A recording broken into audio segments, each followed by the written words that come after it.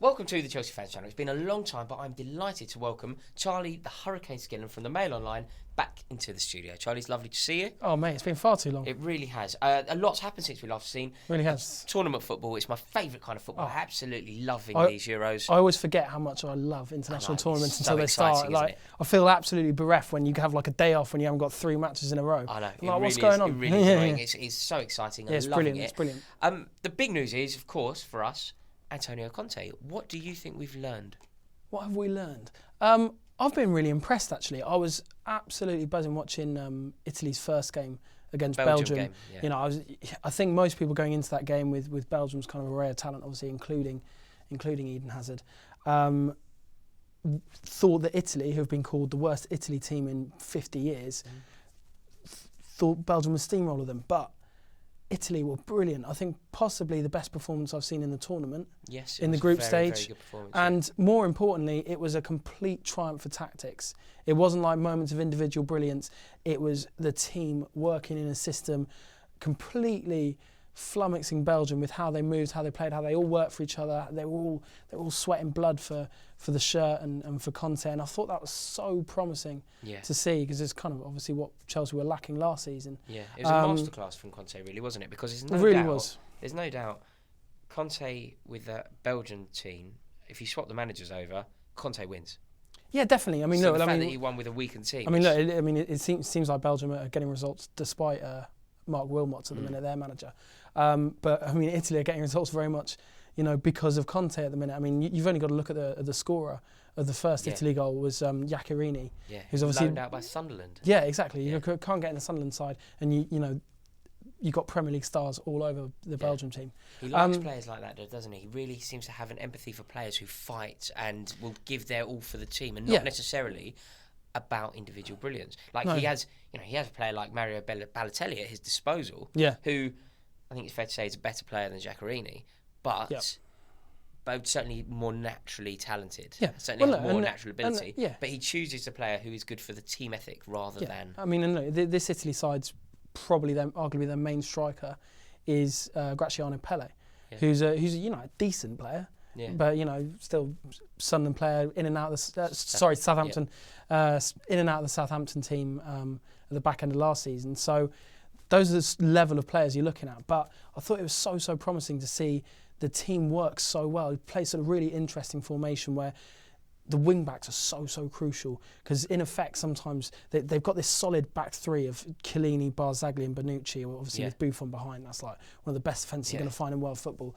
And then they've got the 2 wing backs who have sort of rotated throughout the tournament. And sometimes those wing backs, they're either acting as part of a back 5 or they're acting as part of a midfield 5. A midfield 5 or even a front 4. Yeah. They're so high up the pitch. Now, my only slight concern is that Chelsea don't have the players as it stands to pull that off. I mean, I can't. Are you being too harsh on our fullbacks? Do we not? Would that not be Baba Rahman's forte? Oh, God. Baba Rahman I'm still looking for Baba Rahman's forte. To be fair, I mean, no. He. To be fair, he's probably the one player in the squad that would be like that. But it's not so much that our fullbacks are good, bad or indifferent. It's that they're not the right sort of fullbacks. Azpilicueta is not that sort of bombing up and down wing back. No. He's a stifling fullback. Ivanovic is far from that. So I think we're going to have to look at the sort of the personnel. Just touching on the other matches quickly. Obviously, Italy's other 2 matches were hard fought. Charlie, I was just about to ask you that. The game that they eventually lost the game to the Republic of Ireland. Yeah. A game that my cousins were at. Look at this photo. Imagine being related to these 2 Wallies. Yeah, my cousins were at that game. Obviously, I'm Rory. I'm from Kilburn. There's some sort of Irish thing definitely. Going on. Yeah, definitely. But do you think that result? Should we be worried the fact that he lost? No, absolutely not. I mean, he made loads of changes, even more changes than Roy Hodgson made when England weren't even through. But Italy had got 6 points. They were through. They knew they were going to be top of the group, and it was a real chance to refresh. And Ireland were just going all out. They had the fans going crazy. They won it right at the end. Yeah. the Italy first team's not that special, so the strength and depth, strength team is not going to be there either. He'll be disappointed he couldn't get the win, but I reckon Italy-Spain in the knockouts is going to be an absolute cracker. I know, it's really huge, isn't it? Look, Fabregas playing against his future manager. Pedro as well. If he can get on the pitch, but I think before the tournament, very much like the Belgium game, if you were going to kind of judge that on paper, Spain win that 3-0. But I think it's a complete toss-up. You've got to, and that's what Conte has brought to Italy. Conte's Italy, no doubt, have the minerals to win that match. Spain could be knocked out. Yeah, absolutely. Yeah, I mean Spain are quite dysfunctional. And that's a testament to Conte in itself. The fact that it's not a dead rubber. Yeah. The fact that it's not a given. I mean, we saw how beatable they were against Croatia. Spain. I mean, and Croatia have been arguably the side of the tournament. Yeah, but great. Yeah. But look. I'm not saying that every Chelsea fan should be jumping up and down on the sofa watching Italy, but I think it's really encouraging, specifically the way in which the players work, the way in which the players are so clearly drilled into one system, it's wonderful to see. And the way they switch formation, the way they work for each other. I think it's really good, and it's exactly what Chelsea were lacking last season. Yeah, it certainly bodes well for the future. You just touched on Croatia there, and this isn't on the card. This just came to me. Oh no! Do you know how much? I'm just going to have a little moment to talk about him. Go on. Do you know how much I love Luka Modric? Oh, he's a wonderful player. He's got to be the one for us, the one that got away. The one that got away, certainly, isn't he? I mean, he's not going to come to Chelsea now. No. He's the one that we missed out on when Levy wouldn't sell him to us. Yeah, I mean, look, relationships between Chelsea and Tottenham in terms of anything really has never ever been good. But he is a dazzling midfielder, isn't he? I think he's flawless. Goes fast, flawless. I mean, for what he does, certainly, and I'll go so far as to say he's the best natural midfielder in the world. Yeah, I mean, he's so good. I mean, you watch Real Madrid, everyone talks about Bale and Ronaldo and Benzema, but if you actually watch them, everything goes through Modric. Modric makes them tick, and Modric has completely orchestrated this. Yeah. Croatia team, and they've got some other great players. I mean, Perisic has been awesome. Rakitic. Been awesome. But they could win it. They're certainly on the favourable side of the draw, aren't they? So, look, I mean, anything's possible. But I mean, Modric has been absolutely superb, and I completely agree. I think if Chelsea had got him when they wanted him, and make no bones about it, Modric wanted to come. That deal was so on the table, and it was just Daniel Levy that stopped it. Yeah. I think he'd still be an absolutely key part of our midfield now. Yeah, I agree. sorry about that complete detraction from all things Chelsea. But no, let's try and get back on topic. And I think there could be some big transfer news in our backroom staff. Yeah, well, it's a little bit of a strange one.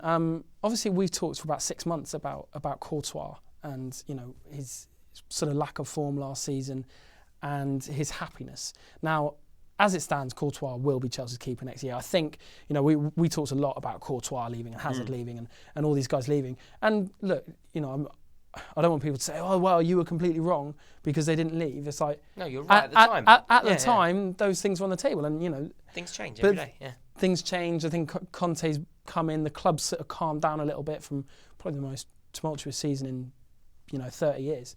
But there exists an issue between Courtois and Christophe Lollichon, who's obviously Petr Cech's mentor, and he's very, Lollichon has got a lot of friends high up in the club, but in terms of working one-on-one with Courtois does not like him. I think Courtois puts his issues with his certain injuries, I think his knee injuries, down to... he doesn't like wearing a weighted vest. Very much so. Great info. So I was just completely stolen my thunder. So, oh, really? Yeah, cheers, Raw.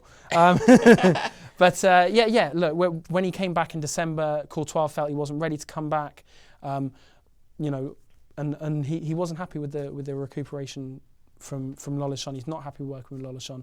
So Conte is bringing in Gianluca Spinelli, who's obviously an Italian. Sorry, as goalkeeping coach, and it remains to be seen whether Lollichon will be around the club. But I think he'll probably move on. But it's certainly an interesting one, and it's for anyone that's desperate for Courtois to stay, which I think in the lack of alternatives, and obviously he is a fantastic keeper.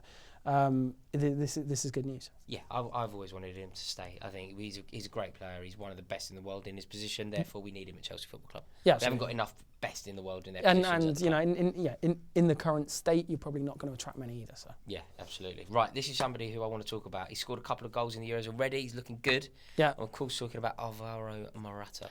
Well, yeah. Tell me he's signing. Just tell me that, and then we'll move on. Tell me he's signing, please. I can tell you Chelsea are very much favourites at signing. He's now, I believe, the first leg of the journey to Chelsea signing him. Obviously, there was this whole thing with Real Madrid. Real Madrid were going to sign him back because they've got a buyback clause. Buy him back for the buyback clause, which is very affordable. It's like a stopover flight. Resell him. It's like a stopover flight. He needs to tick direct on Skype. So the first leg of that journey has happened. He's now back at Real Madrid. That's very much going to happen. Real Madrid are excising that clause, and then he will be sold for an inflated fee. And it looks like to the Premier League, his agent's been on about Premier League clubs this week, and Arsenal and Chelsea are the favourites. But it's good news to Chelsea fans. It does look like Chelsea are the favourites to get him. Yeah, it's a very level playing field between Chelsea and Arsenal now, isn't it? Chelsea were always in a better position before because generally we were having more success and we paid more wages. Yeah. We both have the London factor, but now, with us not being in the Champions League, it's slightly levelled out a bit, hasn't it? It has, but I mean, Arsenal are still very strict in who they bring in and how much money they pay. And only slightly interesting thing is, obviously, Jamie Vardy has now signed a new contract to Leicester, so Arsenal will be looking for a forward player. But at the minute, this week, as it stands, it looks like Chelsea are the favourites to sign Alvaro Morata. How good is Jamie Vardy, by the way? I think he's very good.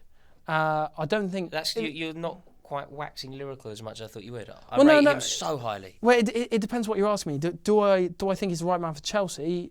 Probably not. No, I would agree with that. But do you rate him highly? Yes, fantastic. I think his movement and the way he uses pace is fantastic, and it exploited so many defenders with so much ease last season. Yeah. And it was, he's a Premier League winner, and he was the key man in a Premier League title win. So, yes, he's fantastic, and I think he should definitely start for England. Yes, against Iceland. One player that won't be coming to Chelsea, an attacking player, is Antoine Griezmann.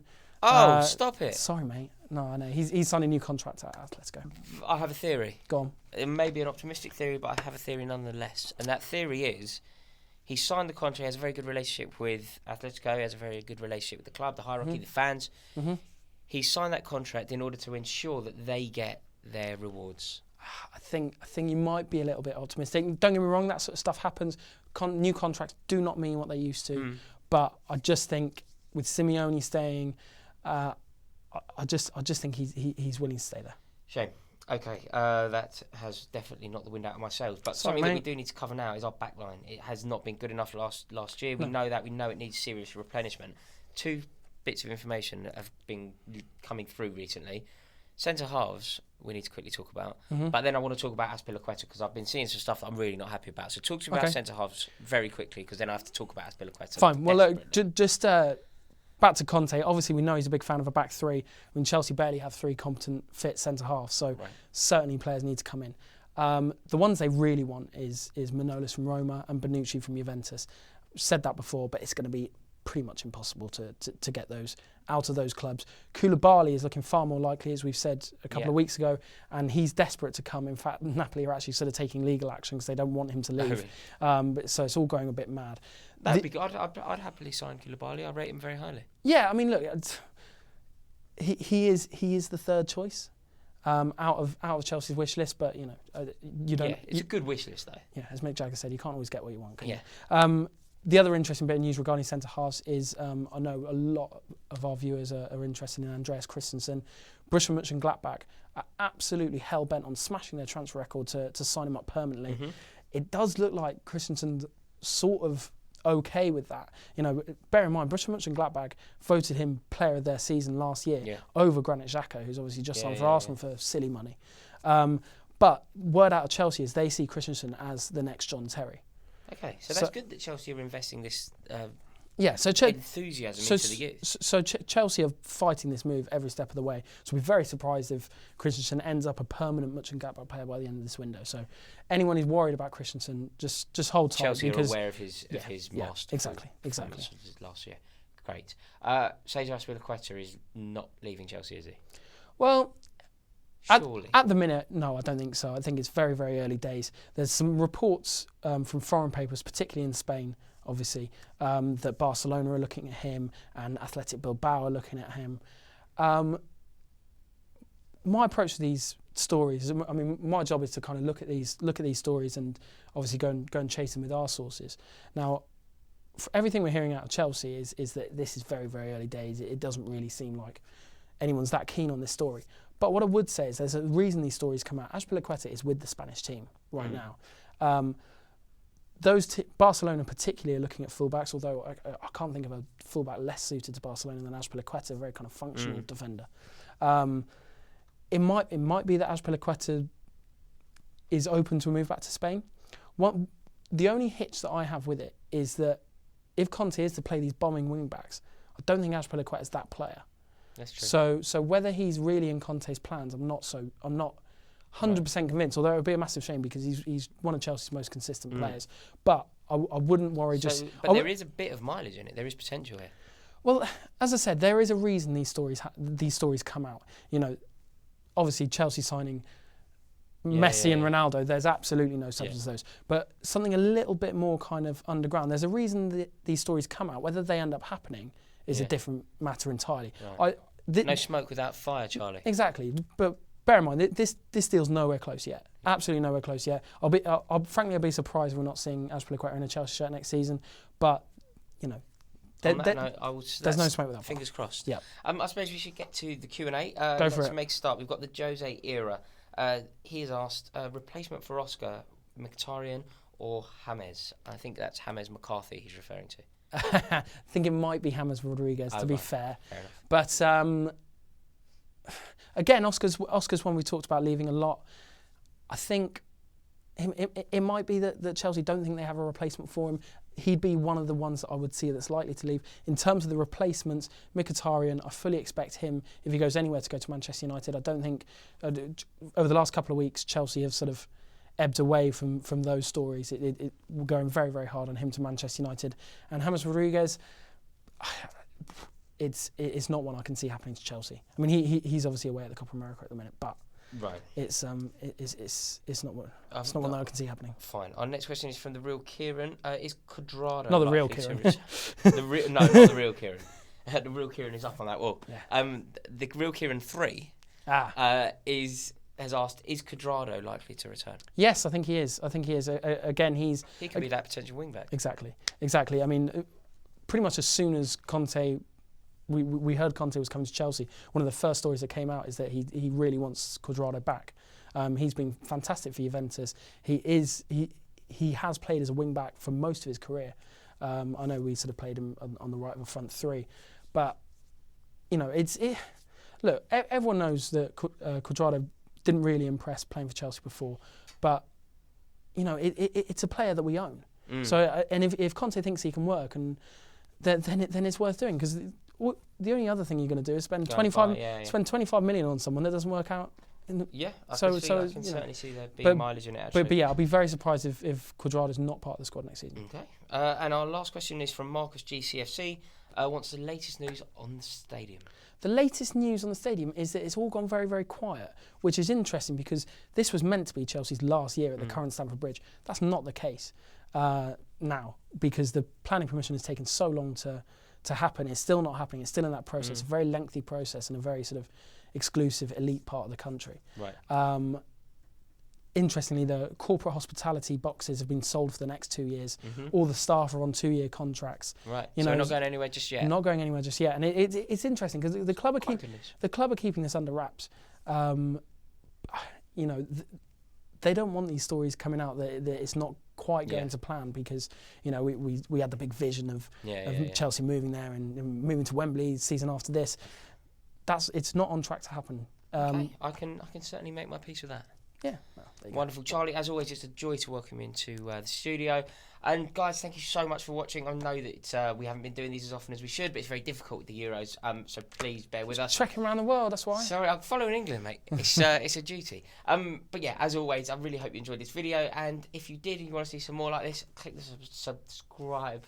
Oh, well done. I'm going to do that Go one on, more mate. time. Actually, I don't even have to. So Go on. Leave it in. Click the subscribe button. Click the subscribe button one more time. And I don't know what I'm talking about now. Go on, you Blues! What is up, everybody? I'm Marco Encina, and welcome back to Chelsea Fans Channel. Italy versus Ireland just ended.